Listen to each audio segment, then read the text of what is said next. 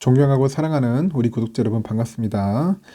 여러분의 깐돌이 오빠 천만자입니다. 이제 3교시예요. 3교시 마지막 시간인데 이제 마지막 시간을 두고 또 여러분들과 또 소통의 시간이 떠나서 오빠의 떠드는 시간으로 마무리 짓도록 하겠습니다. 참 하루가 이렇게 빨리 지나가고 하여튼 여러분들의 그 성화에 힘입어서 항상 깐돌이 오빠는 줄기차게 떠들어댑니다. 줄기차게 삼성전자에 관련된 다양한 소식들은 언제 어디서나 여러분들에게 알려드리도록 할 테니까 여러분들은 그냥 재밌게 들어주시면 돼요. 옆에 보면 뭐 이웃집 오빠나 그냥 시골 오빠 아니면 동생처럼 생각해 주시고 같이 한번 꾸준히 나가자고요. 재밌어요. 삼성전자 알면 할수록 참 신기한 기업이고 아주 재미있는 기업이고 흥미로운 기업입니다. 보면 뭐 다양한 사건 사고들도 많고 다양한 뭐 뉴스도 많고 그렇습니다. 호재도 많고 뭐 간혹 악재도 있고 하는데 악재가 아니에요. 보면 저는 그렇게 생각합니다. 악재라 생각하지 않고 일종의 뭐 해프닝도 있고 뭐 작은 그런 뭐 이벤트라고 생각합니다. 저는 그렇게 생각하니까 뭐 여러분들 좀 안 좋은 소식이라 해가지고 너무 쫄 필요 없어요. 삼성전자 뭐 그런 거 가지고 뭐 망할 회사도 아니고 그냥 웃다가 그냥 하다 보면은 그냥 해결될 것 같아요. 지금 보니까 중국 애들 웃기잖아요. 중국 애들은 이제 삼성을 한번 따라잡겠다고 쌩 난리치던데 결국은 뭐냐? 결국은 실패하는 거야, 실패. 그 중국도 그 수많은 돈을 이제 썼는데 결국은 못 따라잡아요. 삼성을 못 따라잡는다. 쉬운 게 아니죠. 그 관련된 이야기를 한번 풀어보도록 하겠습니다. 일단은 중국이 삼성하고 대만 TSMC를 한번 따라잡으려고 최첨단 그 반도체 제조사를 만들기 위해 가지고 거액을 쏟아부었어. 거액을 쏟아부었는데 결국은 모두 실패했어요. 페일했죠. 이게 쉽지가 않아요. 여러분들 반도체가 하루아침에 만들 수 있는 게 아닙니다. 일단은 그 최첨단 반도체는 그 단기간 투자로 개발이 사실상 불가능합니다. 그래서 정부의 지원마저도 그 한탕을 노린 업체들 때문에 그 투자금이 이제 공중으로 증발된 사례가 아주 빈번하다는 것이 그 원인으로 지목이 돼요. 결국 막 얘들도 돈만 헤쳐먹고 별의별 놈 다 있을 거예요. 내가 볼 때는. 그래서 월스트리트 저널에서 이제 기업 발표와 중국의 그 관영 매체 보도 그리고 지방 정부의 그런 문건 등을 싹 분석을 해보니까 중국에서 지난 3년간 그 추진됐던 6개의 대규모 그 반도체 제조 프로젝트가 결국은 실패했다 합니다. 실패. 아무리 공산당이라 하더라도 안 되는 건 안 되는 거예요. 이들 그 프로젝트에 투입된 금액이 보통 계산하면은 최소한 23억 달러? 한 2조 7,600억 정도 되는가 봐요. 23억 달러 정도 되는데 이 중 대부분은 정부에서 지원한 금액이에요. 정부에서 지원한 금액이고 그러나 일부 기업들은 단 한 개의 반도체조차도 만들지 못했다고 합니다. 만들 수가 없어. 그렇게 돈을 쏟아부었는데도 그 6개의 그 프로젝트의 대표적인 사례가 뭐냐? 그 파운드리 업체인 그 우한홍신 반도체 제조라고 합니다. HSMC하고 그 취안신 집적회로 이름도 힘드네. 취안신 집적회로 QXIC라는 그런 기업인데 하여튼 이게 대표적인 사례라고 하네요. 일단 삼성전자와 STSMC가 세계 시장을 선도하는 14나노미터 이하의 공정의 제품 양산을 목표로 설립된 두 회사였는데 몇 년 내로 뭐 7나노미터까지 뭐 초미세 공정 제품까지 만들겠다는 그런 청사진을 제시를 하죠.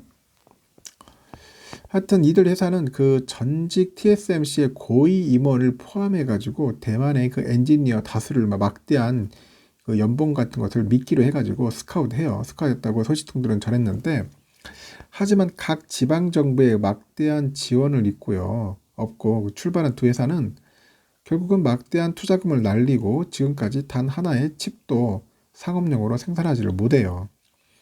그 최첨단 반도체 양산까지 적어도 수십억 달러의 비용이 들어간다는 점을 뒤늦게 이제 깨달았다는 거겠죠. 그래 한순간에 만들 수 없다는 겁니다. 결국은. 그 중국 현지에서도 이들 업체가 7나노 반도체라는 그 처음부터 그 실현 희박한 목표를 내세웠어요. 그런 목표를 내세웠다고 목소리가 나오는데 그런데도 그 반도체 산업에 대한 그 맹목적인 투자 열기가 이런 허점을 가렸다고 평가를 받고 있고 지금 홍콩의 사우스 차이나 모닝 포스트에서도 지난해 분석을 합니다. 그렇게 분석을 해요. 그래서 그 HSMC가 한때 이미 갖췄다고 주장한 14나노급 양산 기술도 결국은 실체가 불분명한 거야. 실체가 불분명하다고 이렇게 알려진 거죠. 그래서 HSMC는 지난해 6월에 이제 공식적으로 문을 닫아버려요. 그냥 폐쇄해버리고 QXIC도 말대로 영업을 이제 중단한 상태죠. QXIC. 그래서 QXIC는 그 반도체 제조 기술을 갖춘 전문 그 인력들을 영입을 했는데 이들의 기술을 한데 통합할 역량이 부족해. 부족한다. 역량이 부족하다고 이제 그런 직원들이 이제 밝히는 것 같습니다. 결국 안 되는 겁니다. 그래서 그 반도체 굴기의 상징으로 여겨지던 그 칭화 유니그룹 있죠. 2020년 말에 그 만기 채권 13억 위안, 우리 돈으로 한 2,196억인데 이걸 갚지 못해가지고 이제 채무 불이행 선언을 해버려요. 디폴트 선언을 해버리고 중국을 떠들 수밖에 이제 만들어 버렸어요. 그래서 칭화윤리는 그 중국 최고의 그 이공계 대학이고 이공계 대학이자 그 시진핑 그 국가주석 출신의 칭화대학, 유명하죠. 칭화대학. 여기에서 설립한 그 메모리 반도체 전문 설계 제조 국유기업이에요. 국유기업인데 결국에 작년 연말에 중국 정부가 이제 지배하는 그 사모펀드에 인수하는 방향으로 이제 생존의 길을 겨우 찾아요. 그래도 이외에도 뭐 화이안도 화이하고 난징더 커마, 그 청두 거신 등 그런 반도체 업체들도 다 파산을 해버립니다. 결국은 무너져 내리는 겁니다. 결국은 중국 정부가 이제 반도체 자립에 집중하는 것은 그 반도체 회사들이 자국 내 수요의 한 17% 정도밖에 그 생산하지 못한다고 하는 것 같아요. 이마저도 고부가 가치 제품에는 접근조차 하지 못하고 있어. 응? 고부가 가치는 아예 어림도 없는 거죠. 그 아울러서 그 개선 조짐을 보이지 않고 있는 미국의 반도체 제재도 발생이 됩니다. 미국에서 자꾸 막 제재를 해버리니까 더욱더 힘이 들 수밖에 없죠. 그 중국은 이를 극복하기 위해서 지난 2014년부터 두 차례에 걸쳐가지고 이른바 그 빅펀드라고 불리는 총 520억 달러 정도 되네요. 그 반도체 산업 지원금을 쏟아 부었습니다. 그런데도 이 지원금을 챙기기 위해서 요식업, 시멘트 제조사를 포함한 그런 수만 개 기업이 그 반도체 관련 회사인 것처럼 등록을 해버립니다. 결국은 돈 빼먹는 거죠. 결국 돈만 썩 빼먹고 이제 버리는 겁니다. 그래서 SCMP도 중국은 반도체 산업 내에서 자급자족을 추구하고 있지만은 이로 인해서 계획이 부실한 반도체 공장은 급증했으며 그중 상당수가 이미 파산 선고를 받았다. 그렇게 진단을 해버립니다. 파산 선고를 했다. 이런 결과에도 반도체를 향한 중국의 지원은 계속될 것 같아요. 계속합니다. 쏟아붓는 거야 지금은. 중국의 그 반도체 납이 공개한 2021년 중국 상위 500대 상장 회사 명단에는 그 반도체 기업도 34곳이나 있대요. 거기 SMIC, 뭐 ZTE, 뭐 칭화윤리 등 아직 미제재 대상 기업도 여기에 이름을 올렸다. 뭐 그런 이야기가 있네요. 하여튼 이렇듯 중국 애들은 그렇게 발악을 하고 있는데도 결국은 반도체 하나 제대로 못 만든다는 겁니다. 초미세 공장은 거의 뭐 어림도 없어요. 없다. 그렇다 해서 뭐 방심할 건 아니지만은 중국 애들이 참 웃기는 나라죠. 보면은 이 기술이 반도체라는 게 하루아침에 생기는 게 하루아침에 되는 게 아니라는 겁니다. 그런 거 보면 삼성전자 참 대단한 거예요. 대단한 기업이라고 생각합니다. TSMC도 뭐 시스템 반도체 훌륭한 기업이 있지만은 저는 삼성전자 참 훌륭한 기업이라고 생각합니다. 여러분들 이런 기업에다 투자를 하셔야 돼요. 투자를 하시고 그 여러분들 마음 변치 않고 흔들리지 않았으면 좋겠습니다.